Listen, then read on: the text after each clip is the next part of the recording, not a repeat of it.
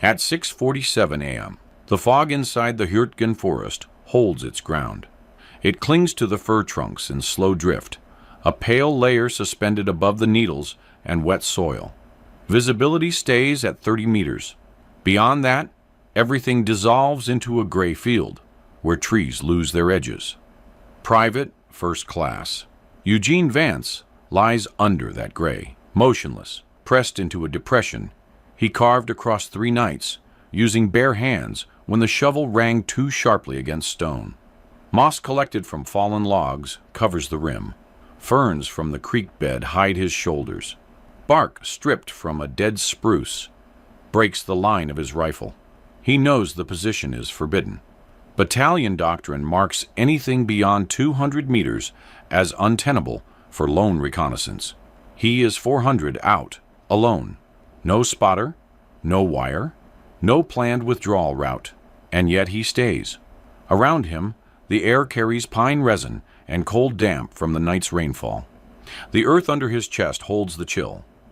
His Springfield M1903A4 rests on a patch of moss he keeps damp each morning, so no brittle strands snap beneath the stock.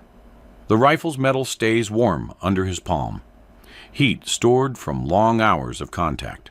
Through the scope, a farmhouse sits across a narrow logging road. Curtains drawn, no tracks in the mud, no livestock noise, nothing wrong at a glance, yet the stillness feels arranged, like a surface wiped clean. He has watched that window for 72 hours. Not once has the cloth shifted. Radio silence began at 4:12 a.m. Orders repeated twice. Return to friendly lines before dawn. He acknowledged, then continued to observe the road. Not defiance, just conclusion. He had charted the enemy's supply rhythm the same way others chart weather. Dawn convoys, light trucks, always a single motorcycle scout first. If the scout reported clear road ahead, engines followed in sequence. Fuel, ammunition, rations. Small columns, but steady.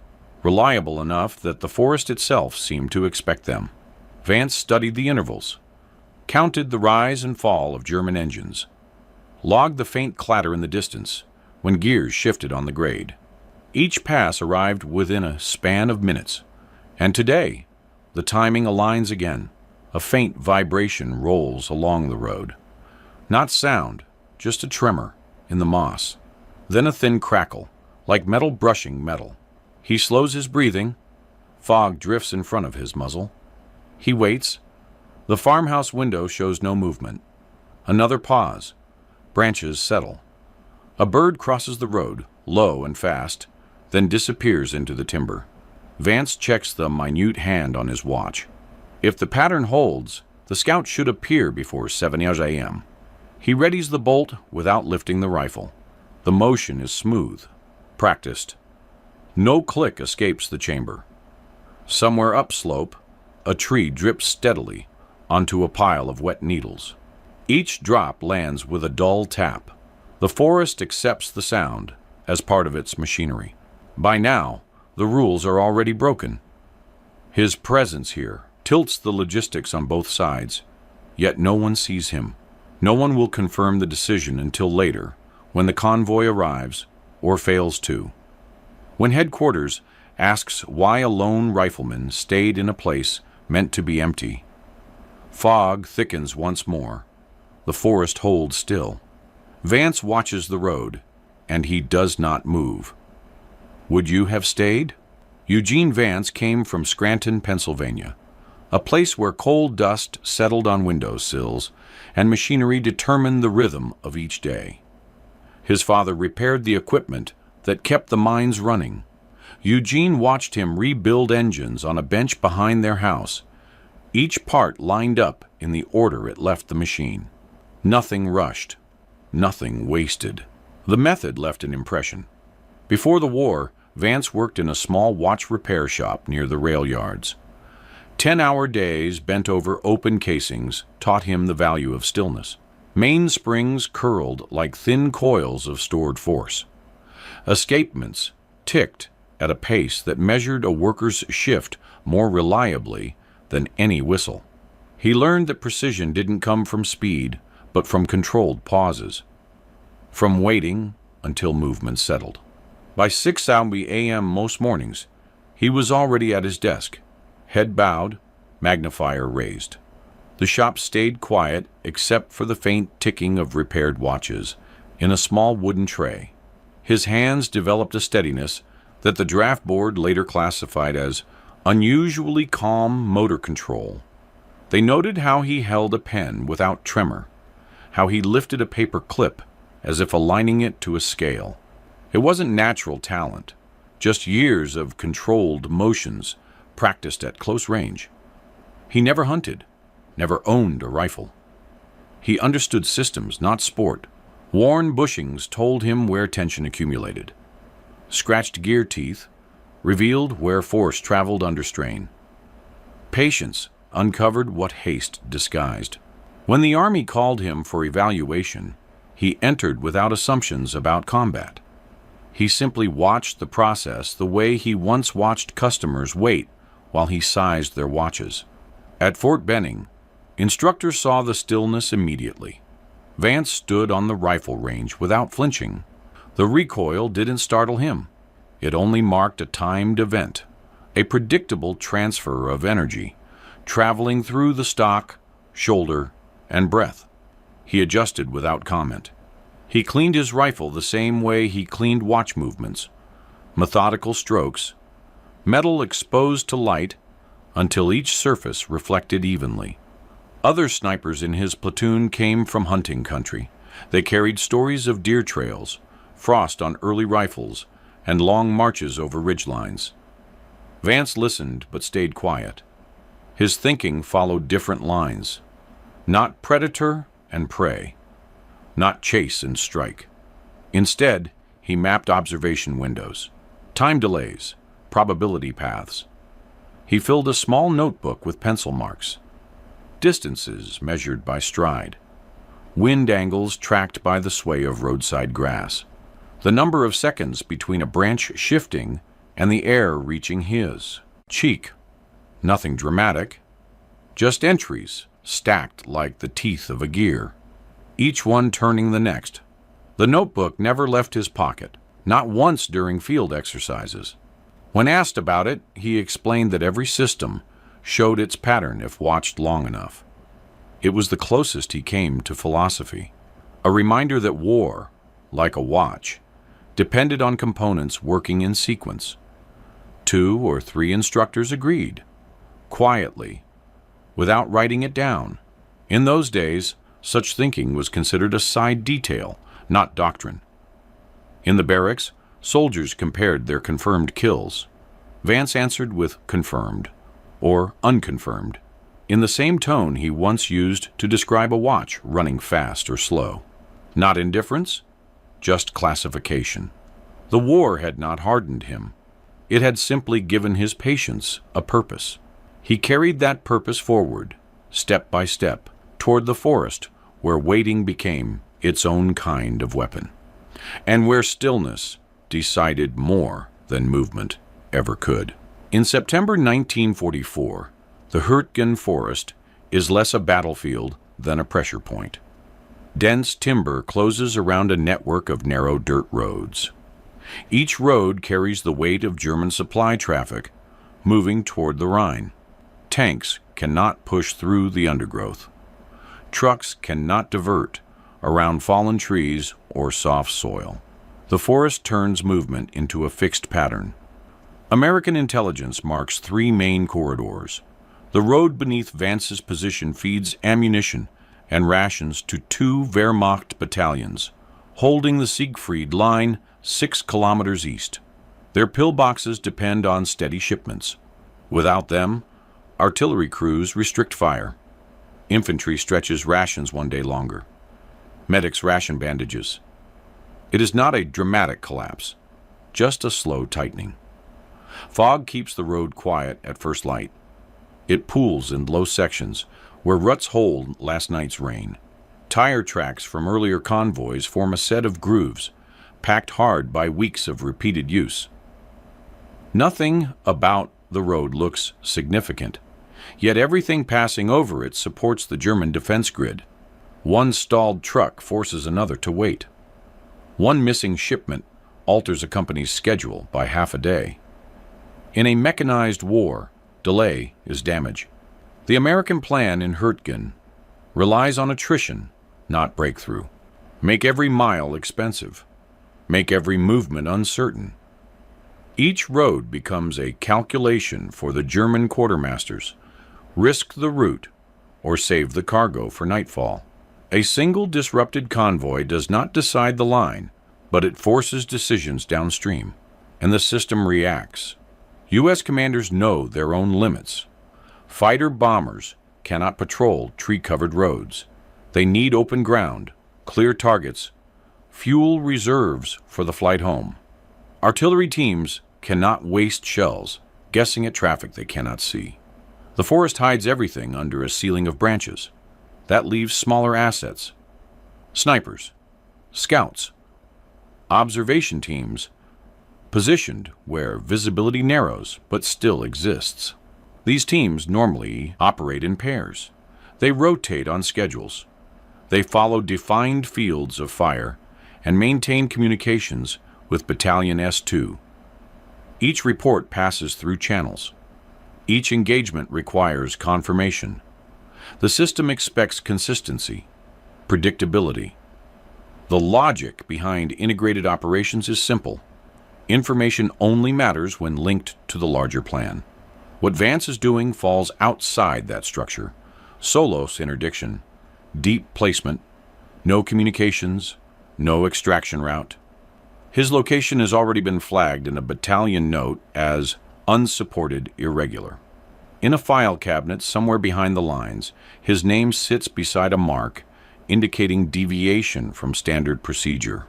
And yet, the arithmetic stands. 1 man, 1 rifle, and 6 hours of disruption can delay supplies intended for 2,000 enemy soldiers. A gust crosses the corridor. Leaves scatter across the hard-packed mud.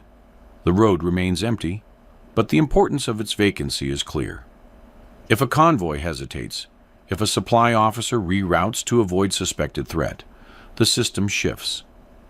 Tension passes along the chain, the same way force travels through linked gears. Logistics is not dramatic. It is repetition.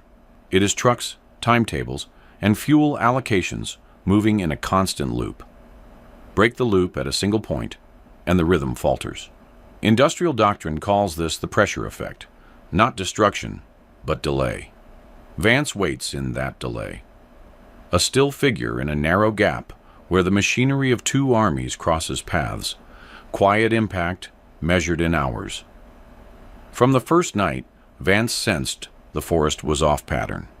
Dawn came without the usual bird calls. No wing beats cutting through the upper branches. No brief chatter before light settled across the ground. The silence wasn't total, just selective, as if something had moved the smaller animals away from their routines. A badger trail, he marked with a bent twig, had been flattened by morning. Not trampled, smoothed, the kind of surface left when a boot drags lightly to remove sign. He noted it without reaction, just another entry in the steady accumulation of small irregularities. By midday on the second day, new boot prints appeared 30 meters south of his position. Single file, even spacing, pressed with enough consistency to show training. Not American. The prints were shallow, weight distribution balanced, suggesting light loads. Reconnaissance troops, not supply units. They had moved west, which meant they were scanning the corridor, not passing through it. The next afternoon, at 1:20 p.m., an engine idled somewhere beyond the tree line. Low, steady, then cut off abruptly. No follow-up movement. No crunch of gears. Just the quiet settling of branches after vibration. Vance listened for any return of mechanical noise. Nothing arrived. An hour later, thin smoke drifted across the canopy from the north-northeast. Not wood smoke. The scent carried a sharpness consistent with signal canisters. The plume dissipated before reaching treetop height. Vance wrote in his notebook, 1320s. Smoke, NNE, no source. No additional comment. Observation only. That evening, a German patrol passed within 50 meters. Slow steps, controlled halts. Their formation didn't sweep the ground or search outward. They listened. Each pause lasted long enough for wind to shift between the trees. One soldier knelt. He studied the soil for 2 full minutes, leaning forward as if reading the ground by proximity. Vance kept his breathing shallow. His ghillie suit, built from local moss and clipped foliage, blended him into the depression. Stillness mattered more than camouflage. The patrol moved on with no signal. When their steps faded, Vance remained unmoving for another hour. His legs went numb. Blood pooled behind one knee, leaving a sharp pressure that pulsed in rhythm with his heartbeat. He accepted the discomfort without adjustment. By nightfall, distant small arms fire echoed from the American lines. 3 short bursts, evenly spaced. Then silence. Not a firefight, a test. A probing action from a German patrol, or an American reaction to motion in the undergrowth. Either way, another sign that routines along the forest edge were shifting. The pattern became clear. German units were adjusting. They knew Allied marksmen operated in this sector. They changed their own schedules. They ran decoy patrols and altered their standard routes. The silence where birds should have been, the erased trail, the smoke, the listening patrol. Each anomaly represented a minor correction in a larger system, responding to new pressure. Vance lay in the moss and matched these changes against his observations. The convoy he expected had a rhythm shaped by weeks of routine. But routines break under stress, and stress had arrived. If the convoy did not come tomorrow, it would not come at all. The forest had begun to tighten around his position, reshaping itself in response to unseen factors. His window, once measured in hours, had narrowed to a single dawn cycle. He remained in place, aware that even stillness carried risk when the system was shifting. At 11:15 p.m. on September 13th, the forest carried a thin, uneven wind. It moved through dark branches without pattern, bending them just enough for Vance to hear the soft tread of boots before he saw the runner. The man appeared at the edge of the fallback hide, 200 meters closer to American lines, breathing hard, rifle slung, sweat showing as a faint sheen even in the low light. His message was short, delivered in a steady whisper. Captain Ridley ordered Vance back to the company perimeter by 6 DOS a.m. No written note, no explanation beyond the tone that said the entire line was beginning to shift. Vance acknowledged. He gave the single nod expected in the dark, a small gesture that carried the weight of hierarchy. Then, with the runner gone, he turned away from the safer route and moved back toward the primary position he had carved out over 3 long nights. Moss, packed earth, branches trimmed by hand, everything placed to break outlines and silence the smallest movement. It was work, shaped by patience, not creativity. Each layer built for function. The order itself was not unreasonable. Battalion was reconfiguring the left flank. Forward observers and sniper teams were being pulled in to tighten fire corridors before the next push toward the ridgeline. A call like that fit the rhythm of a unit preparing for movement. In the system of war, the group advanced together. Outliers were folded back into the pattern, but Vance carried information the captain did not. He had tracked the convoy cycle for 3 days, intervals, axle counts, engine pitch. German logistics in this wooded sector followed a rigid loop, not by choice, but because the road network offered no meaningful detours. The supply vehicles moved like a machine with one setting: predictable, repetitive, vulnerable. If he left now, the line of observation he had established, minute by minute, sound by sound, would vanish. A new man would need days to understand what he already knew by feel. A brief stillness settled over the pit. Only distant leaf chatter marked the time passing. Vance sat with the order, weighing it not as rebellion, but as calculation. The mission required one accurate moment. The command structure required presence at perimeter by dawn. The two needs were not aligned, and the system was not built for nuance.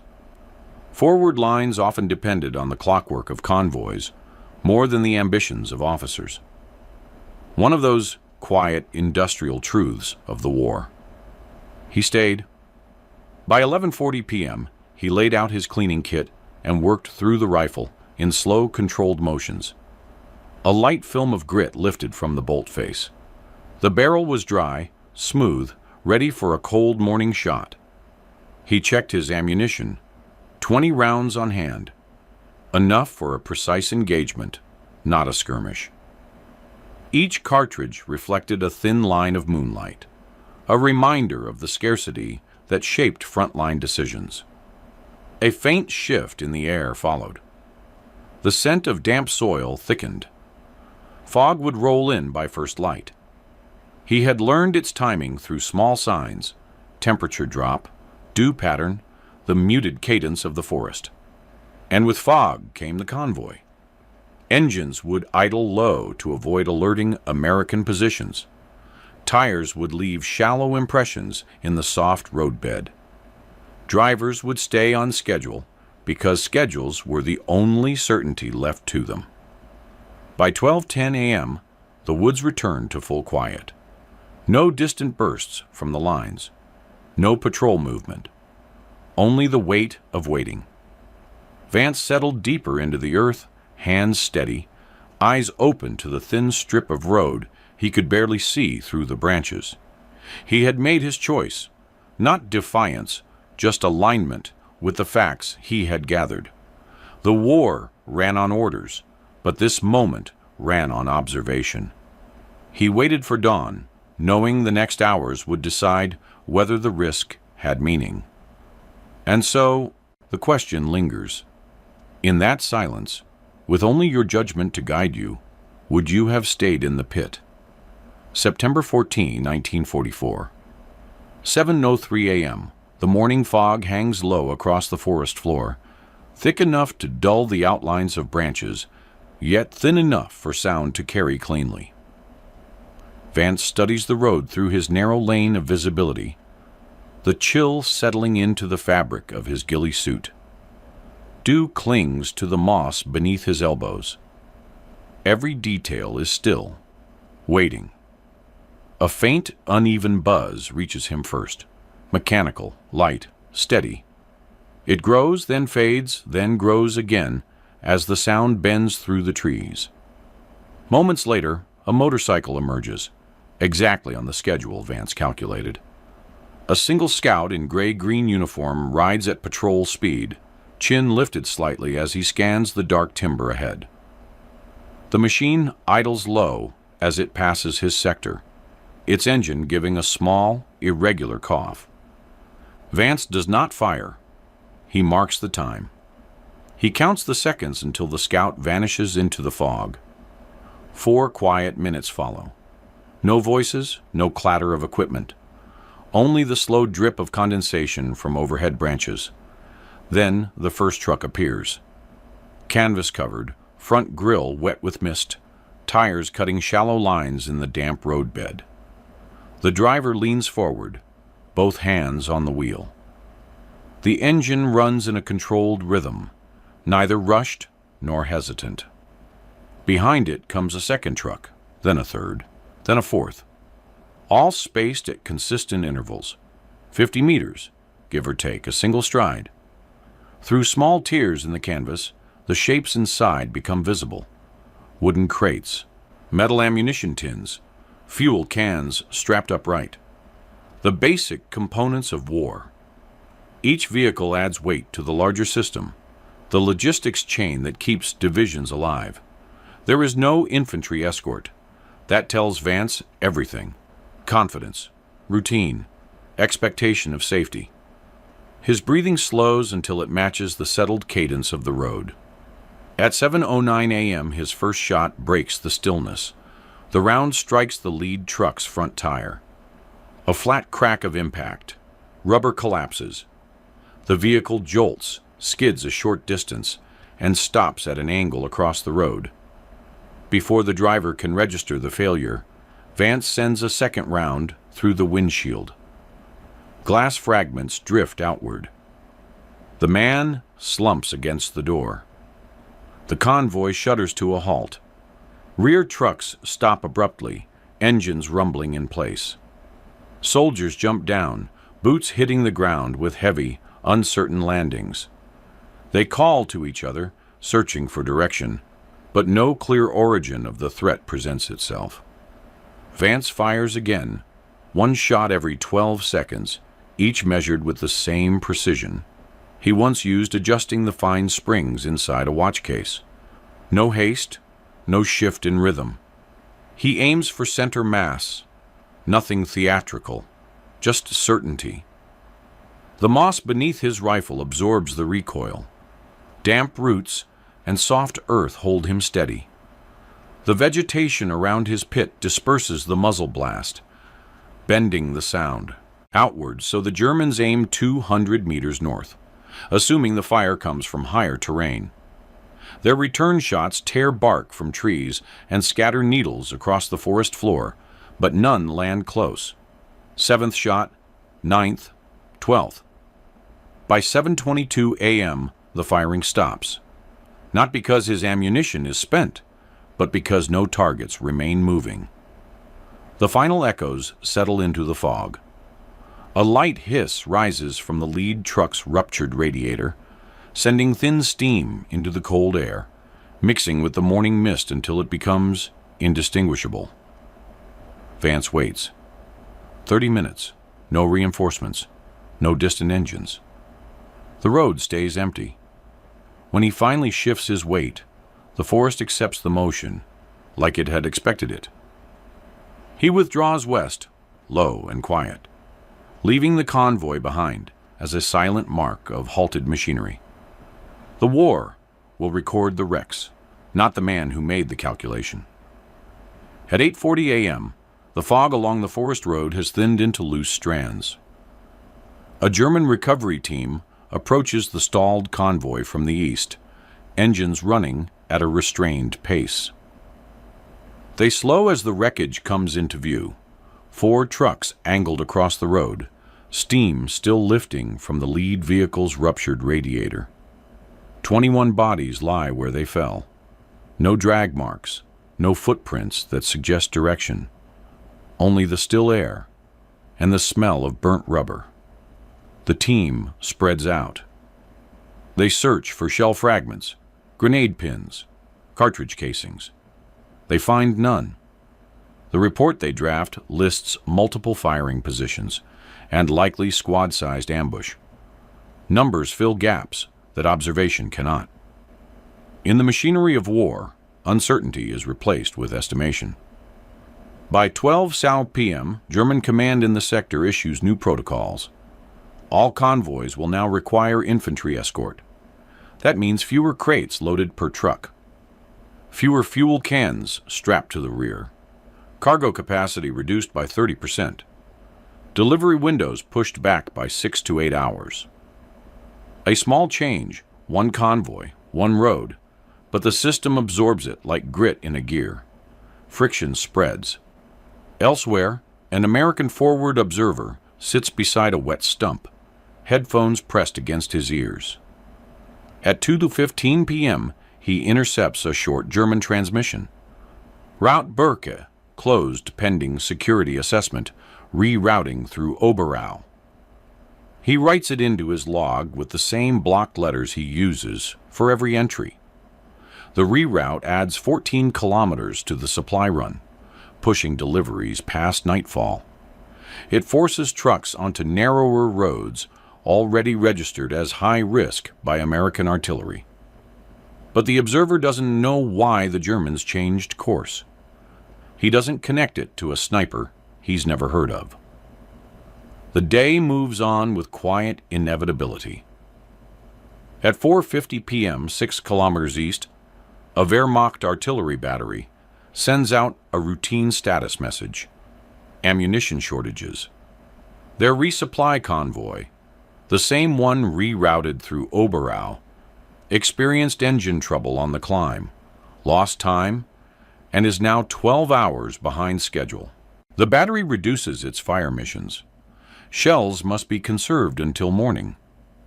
American infantry advancing toward their position later note the lighter than expected resistance. A squad crosses a clearing where artillery would normally bracket the approach. 3 men who would have fallen to shrapnel instead move forward unscathed. They don't pause to consider why the fire didn't come. They chalk it up to timing, luck, or weather. The battlefield rarely announces the reason behind its missing hazards. By 6:30 p.m., Vance reaches the American perimeter. Mud on his uniform, moss clinging to his sleeves. He walks with the stiffness of someone who has been lying still for too many hours. A lieutenant meets him at the line and asks where he has been. Vance answers with 2 steady words. Observation post. The lieutenant studies him for a moment, then nods and waves him through. No reprimand, no interest. Just another man returning from the tree line. That night, radio intelligence circulates through command tents. German logistics in the Hürtgen sector are experiencing systemic coordination failures. Routes delayed. Deliveries inconsistent. No one mentions a lone rifleman in a forest pit.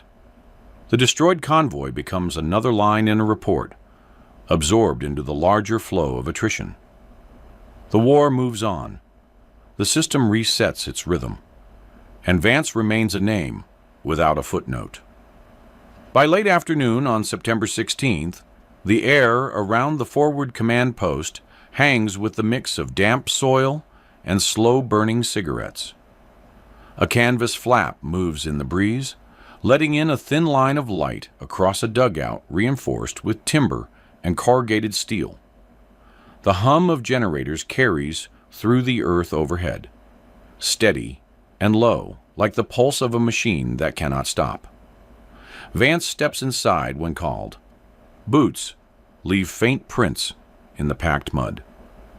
Captain Ridley stands beside a folding table, arms folded, eyes fixed on a sector map, weighted by grease-penciled notes and a tin mug half filled with cold coffee. He doesn't invite Vance to sit. He doesn't sit himself. "You were ordered back," Ridley says. His voice is flat, the kind that leaves no room for misunderstanding. Vance answers with a single nod. "Yes, sir." Ridley waits. Silence fills the dugout, broken only by the soft ticking of a field clock and the distant rumble of trucks shifting somewhere along the American line. Vance offers nothing. No defense, no details. Ridley leans over the table and taps a marked route, his finger landing on a thin line labeled Burke. Radio intercepts say Route Burke is closed. 21 German KIA, 4 trucks destroyed. Supply movement disrupted across the sector. He looks up. "That's your work?" Vance hesitates, just long enough for the question to settle. "Yes, sir." Ridley exhales through his nose, slow and measured. He picks up a pencil and taps it against the map, a rhythm without impatience, more like the quiet tolling of an internal ledger. The air feels heavier for a moment. Pause. "I should court-martial you," Ridley says. "You ignored a direct order, ran an operation alone. No spotter, no comms, no extraction plan. If you'd been captured, you'd have opened this whole sector to counterintelligence." Vance remains still. The mud drying on his sleeves cracks slightly as he shifts his weight. Outside, footsteps sweep past the entryway, soldiers moving with the blunt focus of men who have too much to do and too little time. Ridley continues, but the tone lowers, losing its edge. But you also shut down a supply corridor. We've been trying to interdict for 2 weeks. Battalions pleased. Divisions pleased. He taps the pencil again. They're calling it a textbook disruption. The pencil stops. Except it wasn't textbook. It was unauthorized, reckless, and unrepeatable. A faint vibration runs through the table as a truck starts somewhere behind the ridge. Fuel lines, axles, and timetables, the machinery of the front adjusting without pause. Ridley's eyes track Vance again. "Understood, sir," Vance says. Ridley nods once. "You're not getting a medal. You're getting a reprimand in your file and a warning. Follow orders, or you're done." Vance salutes. The gesture is clean, unembellished. He turns to leave. The flap rustles again. "For what it's worth. Good work," Ridley says. Vance doesn't respond. He steps back into the open air, where engines drone, shovels bite into earth, and supply teams move crates, with the practiced rhythm of a system that never stops for individual stories. No ceremony waits for him, no entry in the official summaries. Just the quiet understanding that a moss-lined pit, a handful of choices, and 20 rounds of ammunition bent the day's ledger of losses and delays. By nightfall, his footprint vanishes into the churned mud outside the dugout, absorbed, like everything else, into the machinery that decides the pace of war. The record holds only the numbers. The man is left behind. Would you have stepped forward when ordered to step back? Eugene Vance survived the Hurtgen Forest and the long winter that followed. When the war ended, he stepped off a troop train in Pennsylvania and walked back into the steady rhythm of Scranton. The streets were familiar. Coal dust on windowsills, factory whistles cutting the morning air, storefront glass fogged from the heat inside. He unlocked the watch repair shop, where he had apprenticed before enlistment. The tools were where he had left them. Brass gears, tiny screws sorted in trays, a bench lamp that gave off a thin hum when switched on. He worked there for decades. Customers remembered his quiet manner and the way he listened before touching a timepiece. They never heard stories from Europe. They never learned about the forest or the pit, or the hours he spent in the mud, marking the movements of a convoy. He treated the war the same way he treated a damaged watch, a system with moving parts, each one acting on another, best understood through stillness. His service record remained plain. Marksman. Adequate proficiency. No references to the German supply column that stopped on a fog-bound road. No notation of the 21 bodies recovered by the enemy. No acknowledgement of the moment when a single rifle and a narrow field of fire altered the timetable of an entire sector. The war produced thousands of such omissions. The system recorded only what its forms allowed. Across the Atlantic, the forest reclaimed the ground he had used. Rain filled the depressions left by shell bursts. Moss grew over splintered logs. By the following spring, the shallow pit he had shaped blended into the slope, its outlines softened by leaves and runoff. It was never surveyed, never catalogued. It existed for 72 hours, then dissolved back into the soil. But the effects radiated long after the terrain healed. A delayed convoy reduced the ammunition count of an artillery battery. A battery short on shells produced fewer fire missions. Reduced fire meant lighter resistance along a narrow axis of advance. 3 American soldiers, advancing under the cover of those missing volleys, survived the day. Their files list them as present for duty. Nothing more. The chain is simple when traced backward, though almost no one ever does. Logistics define the battlefield. The clockwork of convoys determines who eats, who shoots, who moves, and who stalls. In industrial war, most outcomes begin far from the men who feel them. A single pause in one sector becomes a shortage in another. A shortage becomes a gap. A gap becomes a foothold. The mechanism turns again and again, each small disruption adding weight to the cumulative ledger. Vance understood that logic. He had seen it in watches. One bent tooth, one fraction of damage, and the entire device drifted off its intended rhythm. 2 minutes lost each day. 10 by the end of the week. A failure too small to notice until it was too late. The soldiers who survived because of him never knew. The officers who wrote reports on systemic disruption never associated their data with one man who had walked alone into the fog. The system absorbed his actions the way it absorbed thousands, quietly, efficiently, without sentiment. By the time Vance grew old, even he spoke of the war only in fragments. A cold morning, a stiff rifle bolt, the sound of trucks laboring uphill, nothing more. The rest remained unspoken, left to settle like dust on the gears he cleaned each night. The forest has long since closed over the road where he waited.